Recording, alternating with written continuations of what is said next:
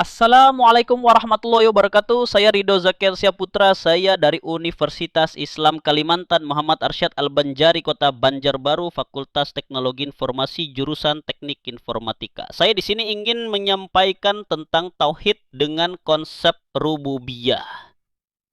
Memahami tauhid rububiyah adalah Allah sebagai sang pencipta dan penguasa tunggal. Tauhid adalah konsep paling fundamental dalam Islam, yang berarti mengesahkan Allah. Ada beberapa aspek tauhid dan kali ini kita akan fokus pada tauhid rububiyah. Apa itu tauhid rububiyah? Tauhid rububiyah adalah keyakinan yang kokoh dan tak tergoyahkan bahwa Allah Subhanahu wa taala adalah satu-satunya pencipta, pemilik, pengatur dan penguasa alam semesta beserta segala isinya.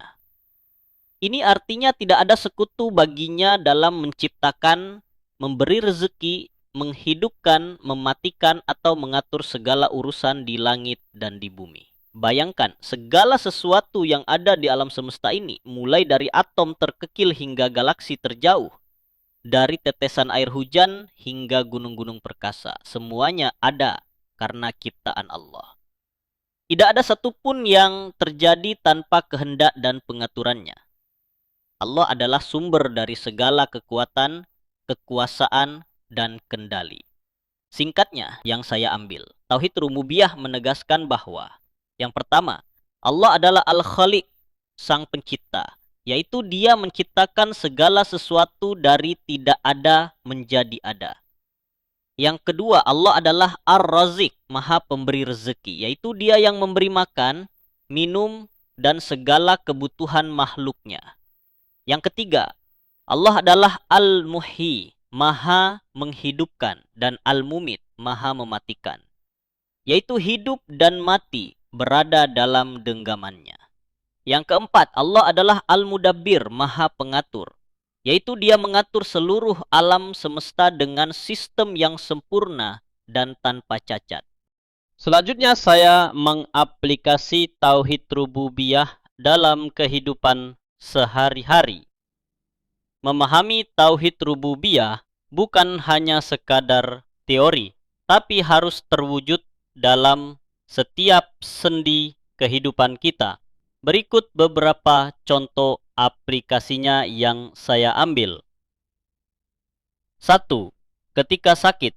Saat kita sakit, kita berusaha mencari pengobatan, pergi ke dokter, minum obat, tapi keyakinan kita adalah bahwa kesembuhan hakikatnya datang dari Allah. Obat hanyalah perantara, dokter hanyalah sarana. Kita berdoa kepada Allah untuk disembuhkan, karena Dialah yang Maha menyembuhkan. Ini membuat kita tidak bergantung sepenuhnya pada makhluk, tapi tetap berusaha dan bersandar pada Allah. 2. Ketika mencari rezeki, kita bekerja keras, berdagang, atau berusaha semaksimal mungkin untuk mendapatkan nafkah. Namun kita selalu ingat bahwa rezeki itu datang dari Allah. Upaya kita hanyalah sebab, tapi yang menentukan berhasil atau tidaknya, banyak atau sedikitnya rezeki adalah Allah. Ini membuat kita tidak sombong saat berhasil dan tidak putus asa saat menghadapi kesulitan rezeki, karena kita tahu Allah Maha Pemberi rezeki. 3. Menghadapi musibah atau kesulitan. Saat bencana alam melanda atau kita menghadapi masalah besar dalam hidup, kita meyakini bahwa semua ini terjadi atas takdir dan pengaturan Allah. Ini bukan berarti kita pasrah tanpa usaha, tapi kita tetap berusaha mencari solusi sambil bersabar dan bertawakal kepada Allah. Keyakinan ini menumbuhkan ketenangan hati dan menjauhkan kita dari keputusasaan. 4. Mensyukuri nikmat. Setiap kali kita menikmati makanan, udara segar, kesehatan, keluarga, atau apapun nikmat yang kita rasakan, kita menyadari bahwa semua itu berasal dari Allah. Ini mendorong kita untuk senantiasa bersyukur kepadanya, bukan kepada manusia atau faktor lain semata. 5. Memandang alam semesta. Saat kita melihat keindahan gunung, luasnya lautan, atau gemerlap bintang di malam hari, kita langsung teringat akan kebesaran dan kekuasaan Allah sebagai Sang Pencipta.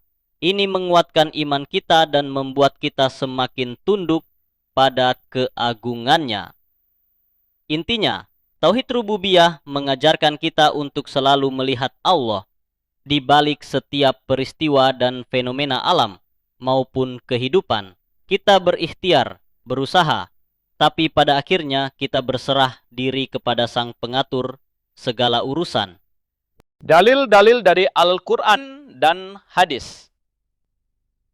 Konsep Tauhid Rububiyah ini banyak sekali disebutkan dalam Al-Quran dan hadis, menunjukkan betapa pentingnya keyakinan ini. Dari Al-Quran yang saya ambil adalah Surah Al-Fatihah, Surah ke-1 ayat 2. Segala puji bagi Allah, Tuhan seluruh alam. Ayat ini secara eksplisit menyebut Allah sebagai Rabbul Alamin, yang Tuhan seluruh alam, yang menegaskan posisinya sebagai pencipta dan pengatur segalanya. Surah Ar-Ra'd, surah ke-13 ayat 16. Katakanlah Muhammad, siapakah Tuhan langit dan bumi? Katakanlah Allah. Ini menunjukkan bahwa kepemilikan dan pengaturan langit dan bumi adalah mutlak milik Allah. Surah Az-Zumar, surah ke-39 ayat 62. Allah menciptakan segala sesuatu, dan Dia maha memelihara atas segala sesuatu. Ayat ini jelas menyatakan bahwa Allah adalah pencipta dan juga pemelihara yang mengelola seluruh ciptaannya. Surah Yunus, surah ke-10 ayat 31. Katakanlah Muhammad, siapakah yang memberi rezeki kepadamu dari langit dan bumi? Atau siapakah yang kuasa menciptakan pendengaran dan penglihatan? Dan siapakah yang mengeluarkan yang hidup dari yang mati, dan mengeluarkan yang mati dari yang hidup? Dan siapakah yang mengatur segala urusan? Maka mereka akan menjawab, Allah. Maka katakanlah, mengapa kamu tidak bertakwa kepadanya? Siti ini adalah salah satu dalil paling kuat yang menegaskan Tauhid Rububiyah. Bahkan orang-orang musyrik Mekah pun mengakui bahwa Allah adalah pencipta dan pemberi rezeki, meskipun mereka menyekutukannya dalam peribadatan. Ada pula dari hadis, yaitu hadis Qudsi, hadis riwayat Bukhari dan Muslim. Allah Subhanahu wa Ta'ala berfirman, "Hai hamba-hambaku, sesungguhnya aku mengharamkan kezaliman atas diriku, dan aku menjadikannya haram di antara kalian. Maka janganlah kalian saling menzalimi. Hai hamba-hambaku, setiap kalian adalah sesat, kecuali orang yang aku beri petunjuk. Maka mintalah petunjuk kepadaku, niscaya aku beri petunjuk. Hai hamba-hambaku, setiap kalian adalah lapar, kecuali orang yang aku beri makan, maka mintalah makan kepadaku, niscaya aku beri makan. Hai hamba-hambaku, setiap kalian adalah telanjang, kecuali orang yang aku beri pakaian, maka mintalah pakaian kepadaku, niscaya aku beri pakaian. Hadis ini menunjukkan bahwa segala kebutuhan makhluk, baik petunjuk, makan maupun pakaian, sepenuhnya berasal dari Allah. Dia adalah pemberi dan pengatur segalanya. Doa Nabi Muhammad SAW saat melihat bulan baru. Hadis riwayat Tirmizi. Ya Allah, jadikanlah bulan ini bagi kami membawa kebaikan dan keimanan, keselamatan dan Islam, dan taufik pada apa yang Engkau cintai dan Engkau ridhoi. Tuhan kami dan Tuhanmu adalah Allah. Dalam doa ini Nabi Shallallahu Alaihi Wasallam menyatakan bahwa Allah adalah Tuhan bagi kita dan juga Tuhan bagi bulan, menegaskan kekuasaan Allah atas seluruh ciptaan. Dengan memahami dan mengaplikasikan tauhid rububiyah, kita akan memiliki keyakinan yang kuat, hati yang tenang, dan selalu bersandar hanya kepada Allah dalam setiap keadaan. Ini adalah pondasi iman yang kokoh yang akan membimbing kita menuju kehidupan yang lebih baik, dunia dan akhirat.